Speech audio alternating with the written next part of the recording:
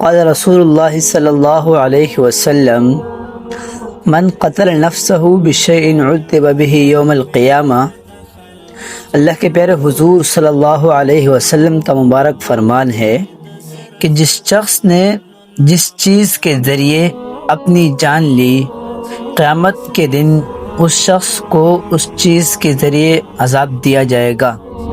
ایک اور حدیث کے اندر اللہ کے حضور صلی اللہ علیہ وسلم فرماتے ہیں کہ ایک شخص کو زخم لگا اور اس نے درد اور تکلیف کی وجہ سے اپنی جان لے، تو اللہ رب العزت نے فرمایا کہ میرے بندے نے اپنی جان کے معاملے میں مجھ سے جلتی کی تو میں اس پر جنت حرام کر دیتا ہوں۔ سامعین احتشام، ان احادیث کے بیان کرنے کا مقصد یہ ہے کہ خودکشی بہت بڑا کبیرہ گناہ ہے، حالانکہ اتنی سخت وعید ہے اللہ رب العزت کی طرف سے کہ اس پر جنت حرام ہے۔ اور ایک موقع پر اللہ کے حضور صلی اللہ علیہ وسلم نے فرمایا کہ ایسے شخص کا نماز جنازہ بھی نہیں پڑھانا چاہیے۔ تو اس سے ہمیں یہ سبق ملتا ہے کہ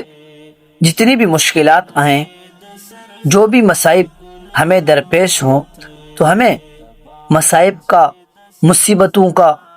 اور زمانے کے حوادثات سے لڑنا ہوگا، ڈٹنا ہوگا، نہ کہ ڈرنا ہوگا اور ڈر کر اپنی جان لینی ہوگی۔ آج کل بہت سے ایسے معاملات آتے ہیں کہ بجلی کا بل زیادہ آ گیا ہے، اپنی جان لے لی، خرچہ زیادہ آ گیا، اپنے بچوں کی اپنی جان لے لی۔ یہ چند دن قبل کراچی کا ایک واقعہ ہے کہ ایک ہی گھر کے اندر ایک شخص نے اپنی ایک بیوی، 3 بچوں کو پھانسی پر لٹکایا۔ کتنی غلط بات ہے اور افسوس والی بات ہے، کیونکہ مایوسی کفر۔ اللہ رب العزت فرماتے ہیں کہ اپنے مایوس نہیں ہونا، بلکہ اللہ رب العزت سے رجوع کرنا ہوگا۔ اپنے پیارے آقا صلی اللہ علیہ وسلم کو دیکھیے گا کہ کسی بھی مشکل وقت میں انہوں نے مایوسی اختیار نہیں کی،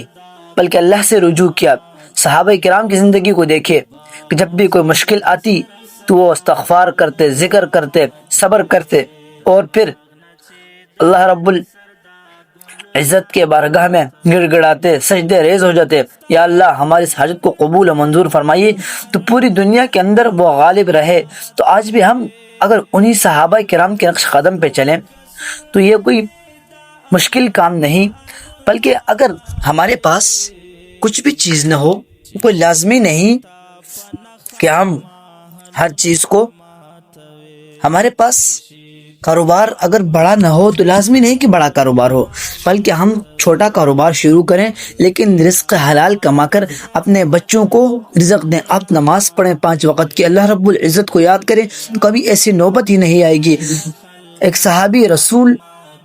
کے بارے میں آتا ہے کہ جب وہ وفات پانے لگے تو سیدنا عثمان غنی رضی اللہ تعالیٰ عنہ کے پاس گئے تو انہوں نے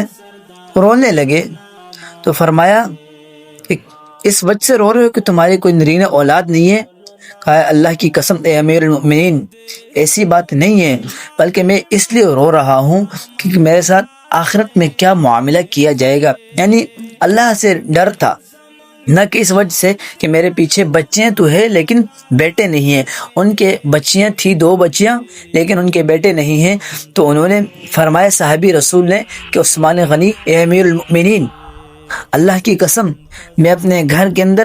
ہر مغرب کے بعد یعنی شام کو سورۃ واقعہ کی تلاوت کرتا ہوں، جس کی وجہ سے کبھی بھی میرے گھر میں رزق کی تنگی نہیں آئی۔ تو آج کل جو واردات ہوتے ہیں، جو خودکش ہوتے ہیں، اپنے آپ کو خودکشی کر دیتے ہیں، تو اکثر یہی وجوہات سامنے آتی ہیں کہ ان کے پاس کچھ خرچہ نہیں ہے، ان کے پاس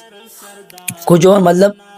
ضرورت کی چیزیں نہیں ہیں، تو وہ اپنی جان لے لیتے ہیں۔ یہ بالکل غلط بات ہے اور گناہ کبیرہ ہے، بہت بڑا گناہ ہے، حرام کر دے، اللہ نے اس پر جنت حرام کر دی ہے۔ وہ آگے اللہ تعالیٰ کے اختیار میں ہے کہ وہ اس کو جنت داخل کر دے نہ کر دے، لیکن اللہ نے اتنی بڑی وعید فرما دی، تو ہمیں اسے سبق سیکھنا ہوگا۔ اور اپنے علماء کرام سے گزارش کروں گا کہ لوگوں کو آئیڈیاز دیں تجارت کے، کاروبار کے، بھائی آپ یہ کام کریں، یہ کام کریں، تو لوگوں کے اندر مایوسی ختم ہو جائے گی۔ اللہ تعالیٰ فرماتے ہیں یا ایھا الذین آمنوا استعینوا بالصبر والصلاۃ ان اللہ مع الصابرین، اے ایمان والو مدد طلب کرو صبر کے ساتھ اور نماز کے ساتھ۔ پھر آگے فرمایا ان اللہ، بے شک اللہ، لفظ ان یقین کے لیے آتا ہے، ویسے اللہ رب العزت کی بات یقینی ہوتی ہے، لیکن اپنی تاکید کے لیے یہ بات بتائی کہ بے شک اللہ رب العزت، اللہ کی ذات جس نے لا ریب کتاب لکھی، وہ صبر کرنے والوں کے ساتھ ہے۔ تو ہمیں صبر کا دامن پکڑنا ہوگا، ہمیں صبر کے دامن کو کبھی بھی چھوڑنے نہیں دینا ہوگا، بلکہ ہمیشہ صبر اختیار کرنا ہوگا۔ جب بھی کوئی مصیبت آئے گی تو انشاءاللہ العزیز آپ بھی کوشش کریں اور میں بھی کوشش کروں گا، ہم اللہ کے بارگاہ میں دعا کریں گے اور اللہ رب العزت سے دعا گو ہوں کہ اللہ رب العزت ہمیں حق و سچ کہنے کی توفیق عطا فرمائے۔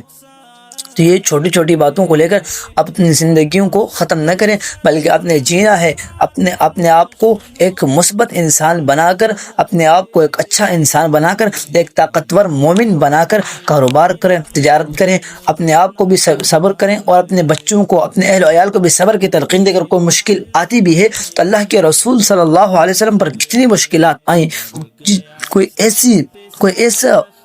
شاید ہفتہ نہ گزرا ہو جہاں پہ اللہ کے رسول پر کوئی مشکل نہ آتی ہو، لیکن انہوں نے صبر کا دامن نہیں چھوڑا اور انہوں نے اللہ سے رجوع کیا، سجدے ریز ہوئے، نوافل پڑھے، تو اللہ رب العزت نے ان کی اور ان کی پوری جماعت صحابہ کرام کو اور صحابہ کے بعد ہمارے اکابرین کو دیکھیے، تابعین، تبع تابعین، ہمارے علماء طبقہ جو گزر چکا ہے، ان کی زندگیوں دیکھیں، انہوں نے صبر کے دامن کو اپنایا تو پوری دنیا کے اندر وہ غالب رہے۔ لیکن آج اگر ہم چھوٹی چھوٹی چیزوں کو لے کر مایوس ہو جائیں گے تو بہت بڑی ہمارے لیے سوچنے کی بات ہے کہ آخر ہمیں کیا ہو گیا ہے۔ ہم اس نبی کے امتی ہیں جسے طائف کی وادیوں میں لہو لہان کر دیا، لیکن پھر بھی انہوں نے ان کے لیے بد دعا کی، بلکہ صبر کا دامن تھامے رکھا اور اللہ رب العزت سے ان کے لیے دعا کی۔ تو آج ہمیں بھی صبر سے کام لینا ہوگا۔ اب صحابہ کی زندگی کو نہیں دیکھتے، حضرت ابو ہریرہ بھوک کی وجہ سے بے ہوش ہو جاتے ہیں، لوگ آگے گردن پہ پاؤں رکھ دیتے ہیں کہ یہ اس کو مرگی ہو گئی ہے، حالانکہ ایسا معاملہ نہیں تھا، بلکہ وہ بھوک کی وجہ سے ایسے ہو گئے تھے۔ تو انہوں نے بہت سی مشکلات سہی ہیں، تو ہم ان سے بہتر نہیں ہیں، وہ ہم سے بہتر تھے۔ ان کے جنت کی خوشخبری تو اللہ رب العزت نے لا ریب کتاب کے اندر دی تھی۔ تو ہم کو چاہیے کہ ہم صحابہ کرام کی زندگی سے سبق سیکھیں، اللہ رب العزت سے دعا گو ہوں کہ اللہ رب العزت ہمیں حلال کمانے کی توفیق عطا فرمائے۔ اللہم انی اسألک علما نافعا ورزقا طیبا وعملا متقبلا، وآخر دعوانا الحمد للہ رب العالمین۔